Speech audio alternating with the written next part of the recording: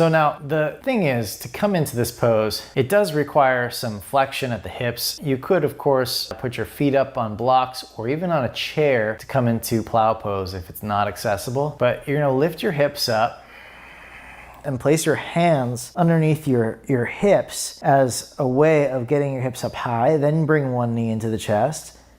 And you can, like what's called double stag, bending both knees, and eventually bring one leg over and then the other.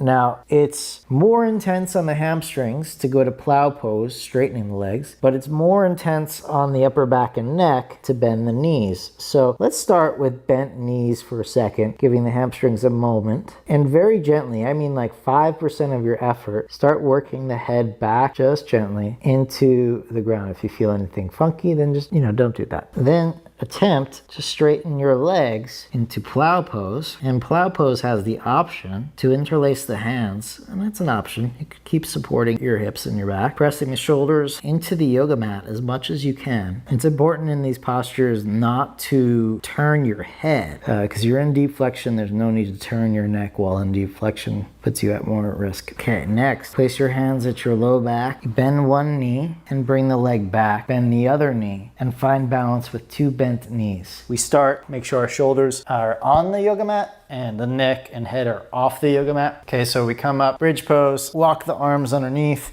one knee to chest, maybe just switch it up, whichever one you did last, and then lead over. Now you can see, okay, I get the feet to the chair. Maybe the chair is a little bit far away from me, but just about right. And then I place my hands here. Now I could press my feet down a little bit into the chair. In order to work more hip flexion, I can stick my butt back a little bit by pressing the feet down and activating my hip flexors here. It's a nice little activation of the quads as well. And it starts to stretch. Now, I could also, if I want to work, I'm intentionally working flexion and stretching my back. I don't have to do that. I just soften my knees a little bit and put the pressure into the chair. Okay, so this is a really great way to get into the posture without so much hip flexion. Look at the difference. If I take one leg down and do plow, look at the hip flexion difference there. You see, this is a deeper, much deeper stretch of the hamstrings than if both feet are on the chair. To come down, the best way is to bend a knee.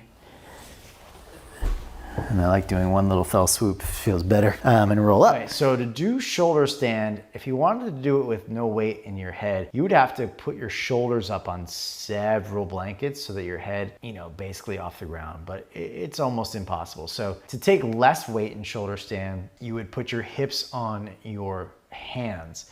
So the only challenge here is you got to come into a little bit of a halasana. What's great is if you lengthen the base of your skull, then that stretch in the occiput actually could feel quite nice as long as you press the head. So lengthen the skull, the back of the neck long, and then press the head straight down.